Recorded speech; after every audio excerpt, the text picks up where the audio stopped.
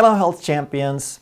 What would happen if you stopped eating breakfast for 30 days? You have probably been told that breakfast is the most important meal of the day and therefore it would be a terrible idea to skip breakfast. You have probably heard things like the brain only runs on glucose, and if you don't refuel the glucose with the breakfast, then you'll run out of brain juice. That after 12 hours without food, when you're waking up, your glycogen, your carbohydrate reserves, would be almost gone. That you have to refuel your energy and your vital nutrients. That these are things you have to fill up on. You have to top off every few hours before it's too late. Don't do that, then you will become lethargic and unfocused, and you're becoming unproductive and your life will go down the drain, and you'll probably be half dead before you even get to lunchtime. But it turns out that none of these are actually true. So let's go through and talk about what actually happens. Will you actually run out of glucose? Well, not nearly as soon as people might think. Because you have something called glycogen. That's the storage form of glucose. That's the reserve of carbohydrate that your body has. And people will tell you that you're using mostly carbs and therefore you run out quickly. But the biggest reason that your body uses a lot of carbs is if you feed it a lot of carbs. It's not such a strange concept. Whatever fuel you feed your body the most is what your body is going to use the most.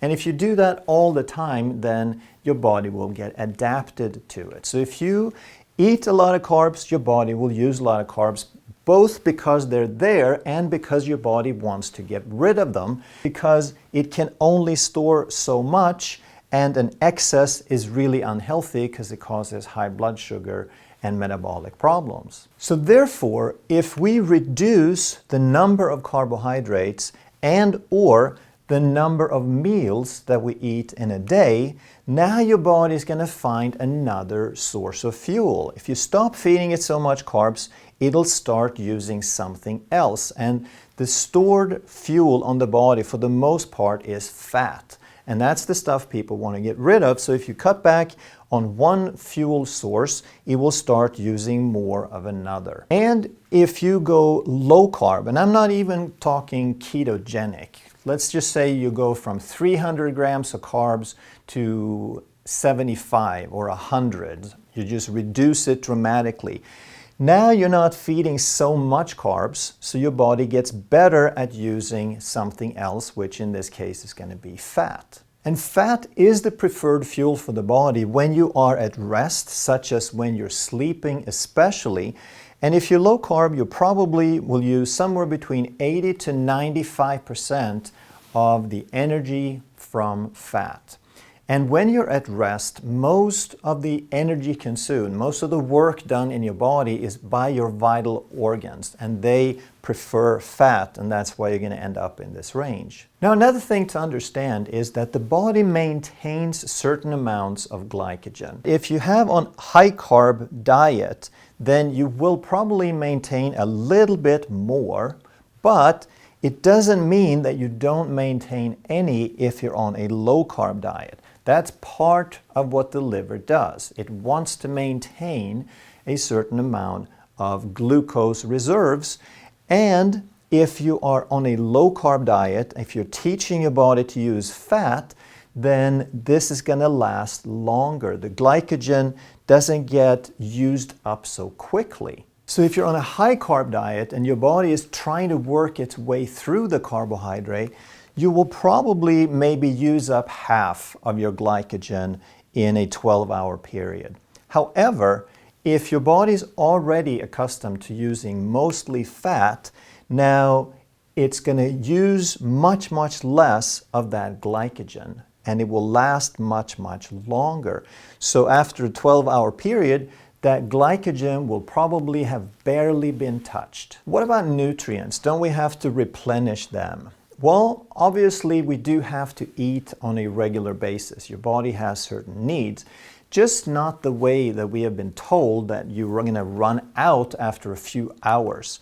So the nutrients that we have in the body, the vitamins and the minerals and the other resources, we have enough for days and weeks and months, and in some cases even years. There's nothing that you're going to run out of in a few hours. Well, what about calories for energy? How soon do we have to refuel that? Well, we talked about the glycogen, the carbohydrates that we have stored in the body, that depending on how good we are at making energy from fat, the carbohydrates might last us a day or two. But that's a very, very small amount compared to all the fat that we have stored. Fat is the most effective form of energy, both for usage and storage. We have more calories per gram, and it takes less space and less weight to store it also.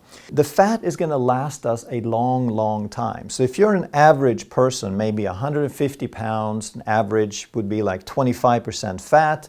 If you look normal weight, you're not super athletic or super overweight, now you have 130,000 calories stored on your body. That's going to last you a while. What if you're a little more athletic? If you're a big guy with lots of muscle, 200 pounds, 15% fat, you still have over 100,000 calories.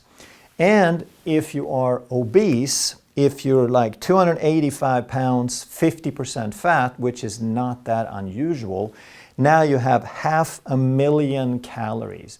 You're not going to run out of energy anytime soon. And what about cognitive function and focus? Are you going to be lethargic, unfocused, and unproductive? Are you going to feel half dead before lunch?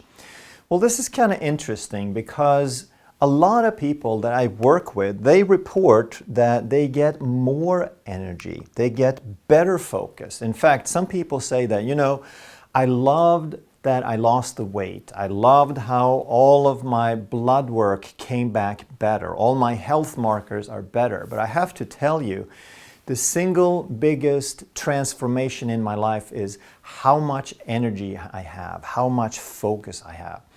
But then a lot of people will miss breakfast a day and they feel terrible.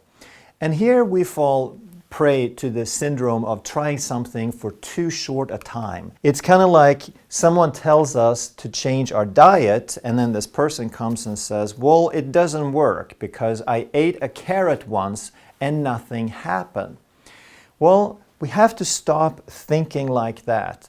Because if your body is used to something and you change it once, your body hasn't had time to transition, to become better at doing something else. So it's going to take just a few days, but then you will find that you actually probably feel better. But also let's take a look at the bigger perspective of the animal kingdom and where we came from our ancestors. Now, ancestors, they did not have any cereal, low-fat milk, waffles, crackers, Pop-Tarts, pancakes, toast, jam, or even orange juice.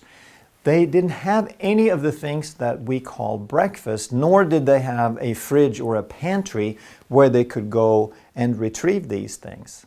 And what about all the other animals on the planet? Are they going to be weak because they're hungry and now they can't hunt and they perish? Well, eventually, after several weeks and months, then they will deteriorate and perish without food. But if you look at this cheetah, it's the fastest animal in the world. Is he going to wake up and say, I didn't have any breakfast? And he's going to pout a little bit and say, I don't feel so fast today. I don't think I'll catch anything. No, of course not. That's ridiculous. And you hear how ridiculous that sounds. So what actually happens is that when we don't get the breakfast, now the body changes. It starts mobilizing resources. It has various hormones. It has adrenaline and cortisol and growth hormone and neurotransmitters. And what happens is you actually get more focus because it's more important than ever that you're able to stay focused and you have the energy to pursue whatever you need to do to put food on the table. And now that you understand that it's not strange or abnormal or dangerous to miss breakfast or any other meal once in a while, let's talk about what happens if you stop eating breakfast for 30 days. The first 2-3 days, there may be a slight setback. You might get a little tired, hungry, you might have some cravings, you might get a headache or feel a little off. And that's just because your body isn't used to it. You've been doing one thing for so long, and anytime you change it, your body goes, what happened? Where's my usual stuff? But as soon as you're past the first couple of days, now things start getting better. As you cut back on the frequency of meals, and it wouldn't be a bad idea to cut back on some carbs as well, now your body is going to increase its fat burning. If you stop putting one thing in, it's going to burn more of something else. And as you increase your fat burning, now you find that you have less hunger and less cravings. And because you don't depend on carbs and frequent meals, you get more stable energy. You're not dependent on topping off your blood sugar every couple of hours. And now actually your energy will increase because it's more stable, more sustainable. And when you get into that fat burning, as we talked about, you have an almost unlimited supply of energy available. And if you go for 30 days without breakfast and you do some blood work, you find that a lot of your metabolic markers are going to improve. And that's because you are doing something called intermittent fasting. You're doing time-restricted eating. So instead of having a late evening snack, maybe at 9, and then a breakfast at 7, which would give you a 10-hour fasting windows, now you just extended that fasting window by about 6 hours. If you, instead of having breakfast, you wait till lunch. And you don't have to do this immediately. You don't have to push the total 6 hours. Just skip the breakfast and then have like a healthy snack maybe. And as you get used to it, it will be very, very easy to not even think about food before lunch. And next time you measure your glucose, you'll probably find that it's better. And you will find that your fasting insulin is better. And that's something I recommend measuring that is rarely done, but it's one of the best markers for insulin resistance. You'll probably find that your long-term glucose is going down, your A1C, and you'll also find that insulin resistance markers and other markers of cardiovascular disease, risk markers, are going down, like triglycerides and VLDL, very low density lipoprotein. So all of these have to do with blood fats, and if you become fat adapted, if you put less carbs in, your body burns less carbs and it burns more fat, and less of the fat hangs out in the blood. And one of the biggest changes is going to be in your total insulin resistance, because insulin is released in response to eating food. And if you give yourself an extra 6 hours without food, that's 6 hours where your insulin is allowed to keep dropping. And after 30 days without breakfast, you'll probably find that you have lost some weight. And that's primarily because your insulin has dropped, your growth hormone has increased, and your fat burning has increased. And this goes all together. Like we said, when you go longer without food, then your insulin drops. And insulin is a fat storing hormone. It stores fat and it prevents the release of fat. It prevents the access to fat. So when insulin drops, now all of these reserves you have on your body, they become more available. Growth hormone is a fat-burning hormone, and these two put together is going to make a significant difference in your ability to burn fat. But then it gets a little confusing, because then there is research, and you go online and you read something and it says, this study found that people who don't eat breakfast are 5 times more likely to be overweight. But that's not really what the research says. And if you try to see what they studied and what they're saying, it's not that skipping a meal makes you fat.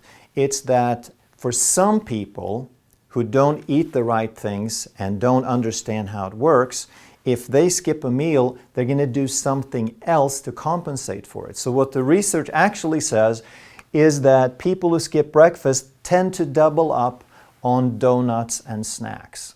So when you start doing this, it does not mean that you have free access to the vending machine, all right? You have to start understanding this and making some changes and understand that it might be uncomfortable for a couple of days, but after that, it's going to be easy sailing. But maybe the best part of all is the sense of freedom that you get, because you will spend less time cooking, you'll spend less time eating. And if you have more time, what could you do? If you have an extra 20-30 minutes every day, what could you do with that? I'm sure there's some people who could use a few minutes extra sleep. Maybe you'd like to go hiking, take up some new hobbies. You have a few hours a week just by not eating breakfast. But it gets even better, because now you start realizing that there is no such thing as specific mealtime. Those are just habits. When your body is independent of that schedule, you have so much more freedom. If you're involved in something or you're working on a project, you don't have to interrupt it just because there is a certain time. You're not a slave to a habit. You're not a slave to a food schedule. You don't have to plan your entire life around a food schedule anymore. If you enjoyed this video, you're going to love that one. And if you truly want to master health by understanding how the body really works, make sure you subscribe, hit that bell, and turn on all the notifications so you never miss a life-saving video.